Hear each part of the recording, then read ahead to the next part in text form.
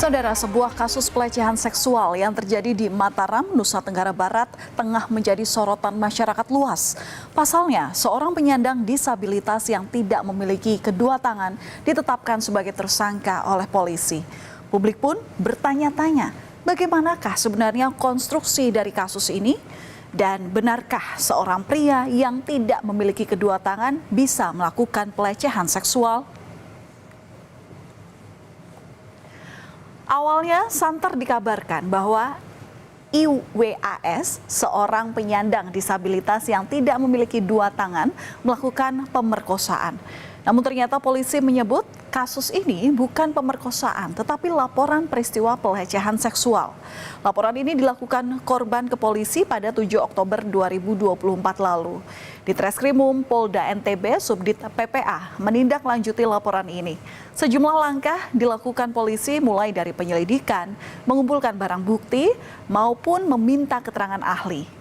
Dan polisi pun akhirnya menetapkan IWAS sebagai tersangka dalam kasus pelecehan seksual pada Jumat 29 November kemarin. Kita melibatkan ahli untuk menilai apakah dia cakap untuk mempertanggungjawabkan perbuatannya. Kemudian apakah tindakan-tindakan yang dilakukan masuk kategori tindak pidana. Itu sudah ada hari Jumat kemarin. Kita sudah melakukan penetapan tersangka dan rencananya akan dilakukan pemeriksaan tersangka kepada yang bersangkutan. Itu daripada wujud kita melayani disabilitas karena kita mengedepankan adanya kesetaraan tapi tetap menjunjung keadilan. Lalu bagaimana awal mula kasus ini bisa terjadi? Menurut polisi, kasus ini berawal saat pelaku berjalan-jalan di salah satu taman yang ada di kota Mataram. Dan di tempat yang sama, korban saat itu sedang membuat konten untuk media sosialnya. Pelaku pun kemudian menghampiri dan mengajak ngobrol korban. Dan tanpa disadari, korban curhat perihal kehidupannya ke pelaku. Kemudian tersangka melakukan tipu daya terhadap korban. Tersangka juga mengancam korban akan memberitahu curhatan kehidupan korban ke orang tuanya jika tidak memenuhi keinginan pelaku. Korban pun akhirnya menuruti kemauan dari tersangka.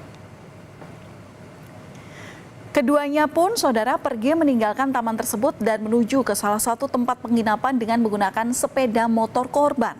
Tersangka mengarahkan korban untuk menuju ke tempat penginapan. Karena mungkin peristiwa yang terdahulu sama mantan pacaran ini belum lama terjadi, ya, belum lama hilang, dia ancam ada kalimat seperti itu, dia terpaksa menuruti apa kemauan dari si pelaku.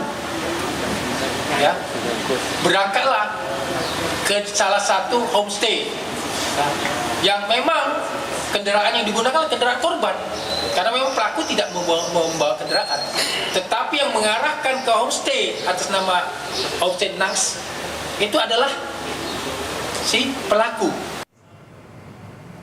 Sementara itu, pendamping korban menjelaskan bahwa pelaku telah memanipulasi korban dengan memanfaatkan kondisi korban yang labil dan sedang menghadapi masalah keluarga. Pelaku kemudian memanfaatkan kondisi tersebut dan melakukan tindakan asusila pada korban. Pendamping korban menegaskan bahwa tidak menutup kemungkinan penyandang disabilitas bisa melakukan tindak kriminal atau kejahatan, termasuk kekerasan seksual. Kita lihat kesehariannya dia adalah mahasiswa, dia bisa bepergian kuliah, dia bisa bersama teman-teman dan lain sebagainya. Jadi artinya keterbatasannya itu kemudian tidak serta-merta menihilkan peluang itu terjadi gitu. Apalagi dengan yang dia lakukan adalah kan dari ancaman intimidasi verbal gitu ya. Namun, tersangka membantah tudingan melakukan pelecehan seksual terhadap korban. Ia mengaku heran ditetapkan sebagai tersangka pelecehan seksual. Kemudian pelaku pun menceritakan kronologi saat kejadian versi dirinya. Nah, awalnya tersangka bertemu secara tidak sengaja dengan korban di sebuah taman. Ia kemudian meminta tolong korban untuk mengantarnya ke kampus. Korban kemudian membonceng tersangka dan sempat mengajak keliling daerah Mataram 3 kali hingga tiba-tiba korban mengajak ke tempat penginapan. Setelah dari tempat penginapan, korban kemudian bertemu dengan seseorang. Lantas, apakah dengan kondisi tersangka yang tak memiliki dua tangan bisa melakukan pelecehan seksual yang dituduhkan kepadanya? Di sini, Koordinator Komite Disabilitas Daerah Joko Jumadi menyebutkan bahwa menurut penilaian personal, tersangka mampu melakukan perbuatan tersebut. Aduh, bagaimana saya merkosa sedangkan saya terus terang seperti Bapak lihat sendiri, saya tidak bisa buka celana sendiri, buka baju sendiri. Dan memang kalau memang keperkosaan itu kan ada kekerasan seksual. Bagaimana ngelakuin kekerasan, didorong aja saya atau jangan diantar saya kan gitu. Misalkan kalau dia nak mau tuh gimana tuh kekerasan seksual atau pemerkosaan, dia dorong saya.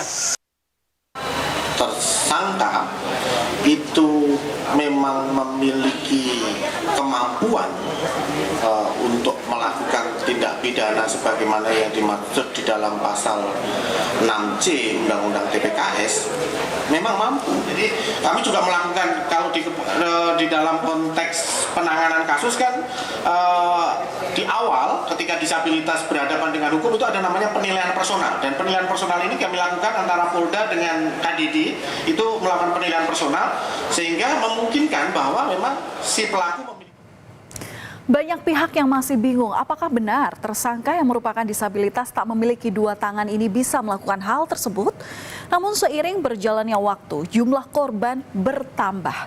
Komite Disabilitas Daerah Nusa Tenggara Barat Joko Jumadi menyebut pihaknya mendapat laporan 10 orang yang telah didampingi karena menjadi korban tersangka.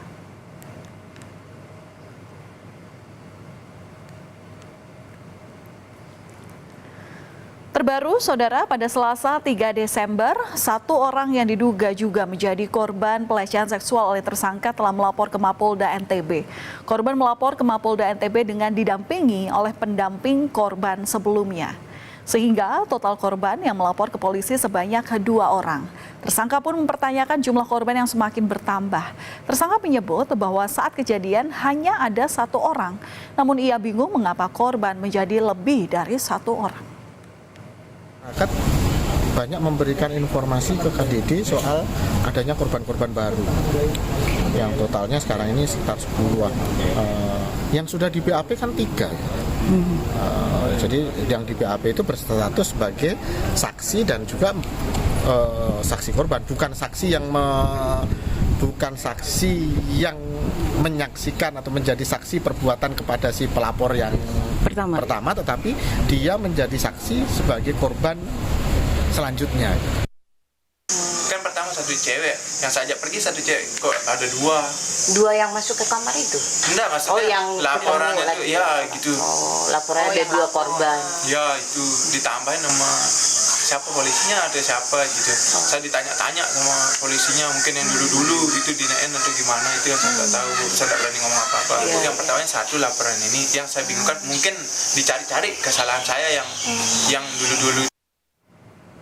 Meski ditetapkan sebagai tersangka, namun polisi menempatkan tersangka sebagai tahanan rumah. Pada Selasa 3 Desember, masa tahanan rumah tersangka telah berakhir dan polisi langsung memperpanjang lagi selama 20 hari ke depan.